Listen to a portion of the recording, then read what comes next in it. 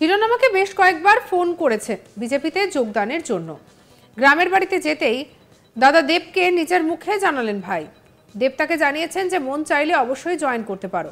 ভোটের মুখে হিরণের গোপনে ফোনে বলা কথা ফাঁস হয়ে গেল। তাহলে কি ভিতরে ভিতরে ভয় পাচ্ছেন বিজেপি প্রার্থী? তা না হলে কেন তিনি দেবের ভাইকে ফোন করতে গেলেন তা নিয়ে প্রশ্ন উঠতে শুরু করেছে। 2 মাস প্রচারের শেষে শেষমেশ কেশপুরে নিজের মাটির বাড়িতে গেলেন দেব।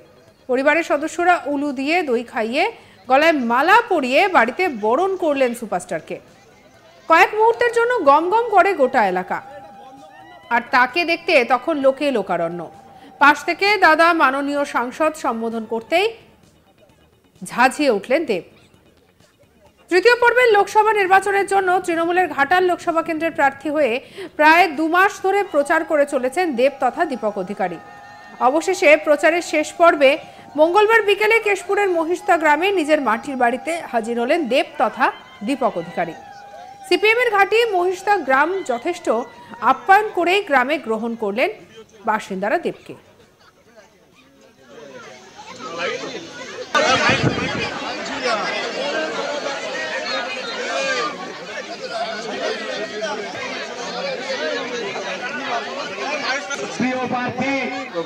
কত ভোট যেহেতু গাছ কাটা তো এখন নিষেধ, বলতে চাচ্ছি যে আরো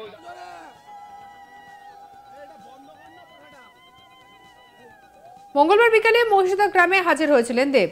ওই গ্রামে পিতৃপুরুষের ওই মাটির বাড়ির ভিটেতে আগে থেকেই জানানো হয়েছিল দেব বাড়িতে আসবে। সেখানে এখন দেবের জেঠু এবং তার পরিবারের লোকজনরা বসবাস করেন। সিপিএম এর কট্টর সমর্থক পরিবার। একসময় কেশপুরের শক্ত ঘাঁটি ছিল সিপিএম এর ওই গ্রামে। প্রয়াত জেঠু শক্তিপদ অধিকারী সিপিএম এর কেশপুর জোনাল কমিটির সদস্যও ছিলেন। তা সত্ত্বেও তৃণমূলের প্রার্থী দেবের আপ্যায়নে কোনো খামতি ছিল না। এবারেও তার কোনো খামতি চোখে পড়ল না। মঙ্গলবার বিকেলে 4টে নাগাদ তার আসার আগেই বাড়ির সামনে একটি শামিয়ানা টানিয়ে বরণ করার জন্য প্রস্তুত ছিলেন পরিবারের সদস্যরা।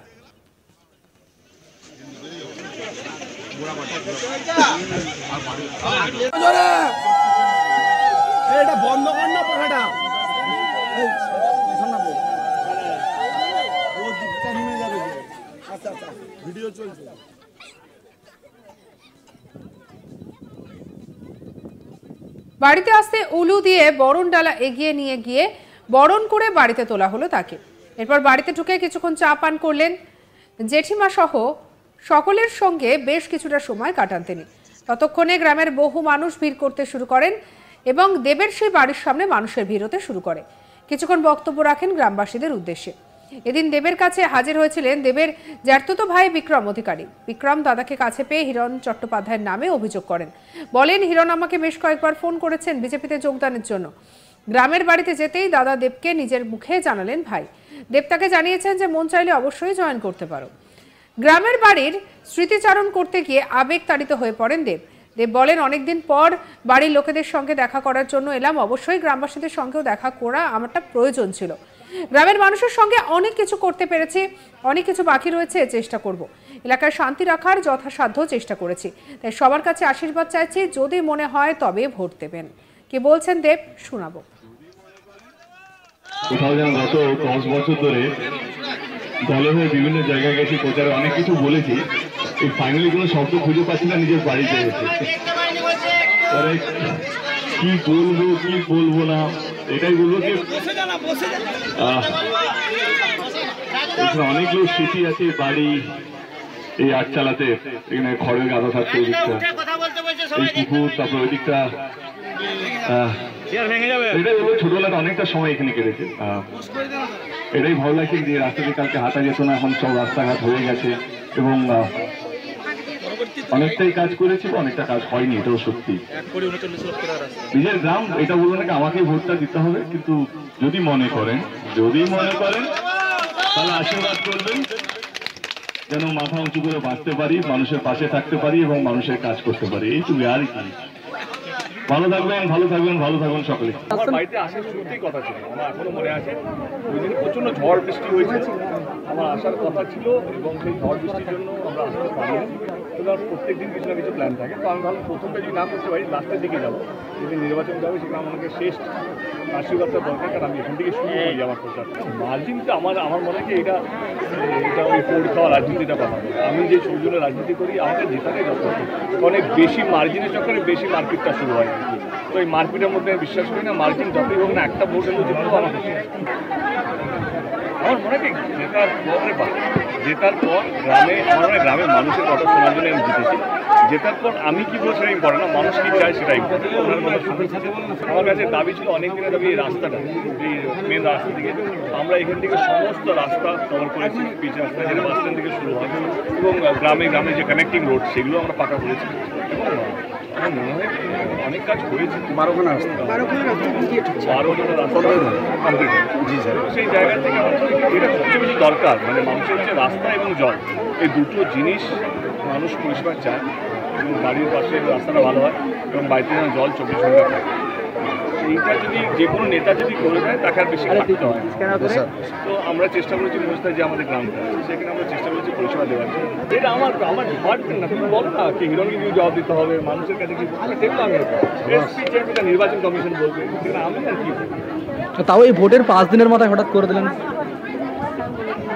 আমরা জিতছি একটু আমরা জানি, এর বাইরে কিছু প্রশ্ন আমাদের উত্তর নেই।